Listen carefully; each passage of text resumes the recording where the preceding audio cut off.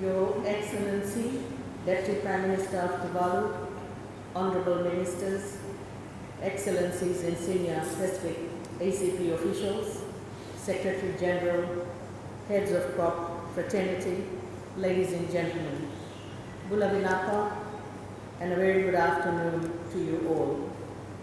At the outset, I must say that we do apologize for this extremely warm weather, but there is very little we can do about it.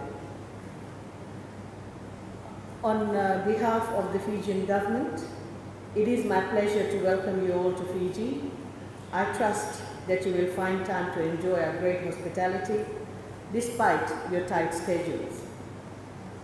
I wish to acknowledge the Secretariat for the coordination and collaboration with the Fijian government to ensure that all necessary arrangements were made accordingly. Excellencies and Honorable Ministers, the theme for the 2020 Foreign Trade Ministers meeting is Pacific Trading Nations, from surviving to thriving. A theme that makes us think of the past, where we are today, and indeed, where we will be in the future. Although globalization and trade present new opportunities, the region is struggling to compete on a global scale. This is because the region has been for too long just surviving the various challenges in the wake of global trade uncertainties, global economic downturn, climate change, socio-economic and geopolitical tension, and most importantly, the issue of distance and poor connectivity of regions. In order to fully exploit the economic opportunities provided by international trade, we need to enter the realm of thriving to build a more prosperous future.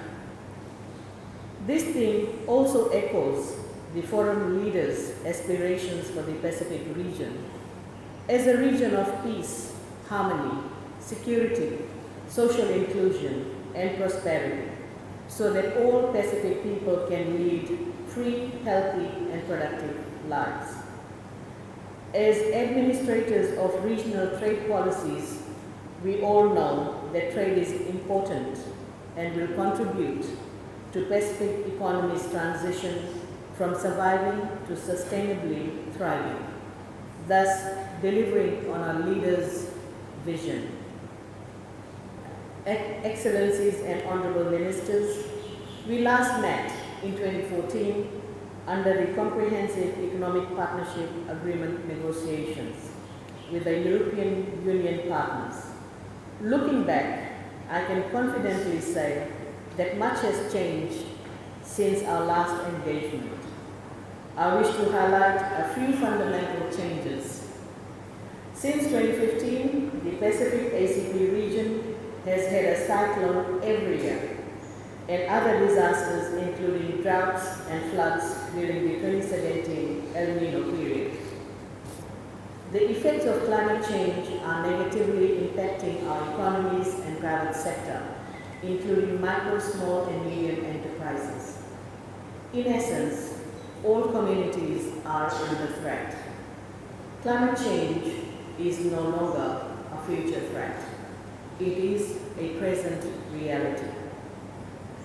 Although our economies have survived the disruptions from past cycles, we need to build resilient trading infrastructure that will enable quick business recovery after any natural disaster.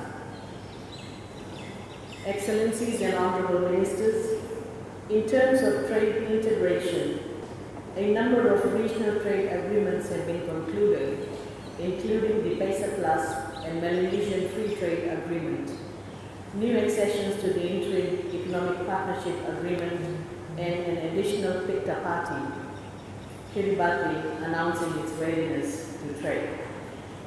However, intra-regional trade has not increased, and we are yet to realize and fully benefit from our trade policies. Effective and timely implementation of the existing trade agreement is much slower than required. In addition, the current trends on trade agreements, including individual accessions to the interim EPA, is leading into sub-regionalism, creating multiple pockets of trading blocs instead of integrating Pacific ACP states as a whole. Now that the comprehensive EPA's 3-year suspension period has lapsed, the onus is on us to ensure that trade agreements with external partners strengthen Pacific ACP regionalism and take development-oriented approach. Excellencies and Honorable Ministers, the EU has released a blacklist of tax havens operating outside the EU and issues penalties to those countries appearing on it. We have had enough of being yellow-carded, red-carded, called an unsavory tax jurisdiction. From the beginning, the EU list aimed to look only at countries outside the EU. This step strongly harms the credibility of the process, as EU member states are some of the most powerful tax havens in the world, enabling some of the biggest corporations in the world to pay minimal tax. This is not a behavior we accept from so-called partners. What we expect is credibility of the process, mutual respect, and genuine partnership in order to address key challenges facing humanity in the 21st century. Excellencies and Honorable Ministers, the global trading environment is unstable and is increasingly called into question.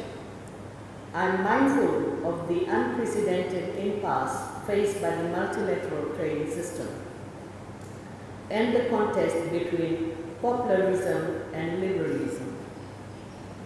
The primary victim of the current situation is the credibility of World Trade Organization and related established rule-based multilateral trading. The main concern for us, the Pacific ACP states, including the UN WTO members, is the implications of the lack of progress on fisheries subsidies negotiations to deliver on Sustainable Development Goals 14.6. We should not lose sight that the fisheries subsidies negotiation may likely be expecting an outcome at the 12th WTO Ministerial Conference in June 2020. Therefore, the Pacific ACP must continue to advocate strongly and collectively engage with like-minded countries to secure our common position, and when needed, build coalitions to ensure that our interests are not compromised. Excellencies and Honorable Ministers, the recent Brexit is a game changer in terms of our trade relations with the European Union as a whole. Despite minimal Pacific ACP exports to the EU, the United Kingdom is a key export destination market for most Pacific ACPs. For example, in 2017 alone, of 198.8 million Fijian exports to the EU, 104.8 million, which is 53%, was destined for the UK market. In 2014, 34% of Papua New Guinea's export to EU was destined for the UK market also. Other key Pacific ACP exporters to the UK are Tuvalu, Samoa, and Vanuatu. In addition to this, the negotiation of the successor to Cotonou Agreement, which expires at the end of this month, that is February 2020, commenced in September 2018. Very little tangible progress has been made to date, which is why transitional provisions will be put in place to allow the extension of the Cotonou Agreement. Despite being the most advanced with the regional protocol compared to other regions, majority of the text, especially trade-related, in the draft agreement is bracketed. We need to ensure that there is mutual accountability and partnership of equals. We must not lose sight of the fact that the successor agreement will govern ACP-EU political, economic and social relations for the next 20 years. Excellencies and honorable ministers, despite challenges linked to changing climate, frayed international markets, and threats to the multilateral trading system, let us step into our cultural knowledge and Pacific solidarity to design trade pathways for Pacific trading nations to transition from surviving to thriving. Now, with these words, I now call upon the Secretary General to deliver her introductory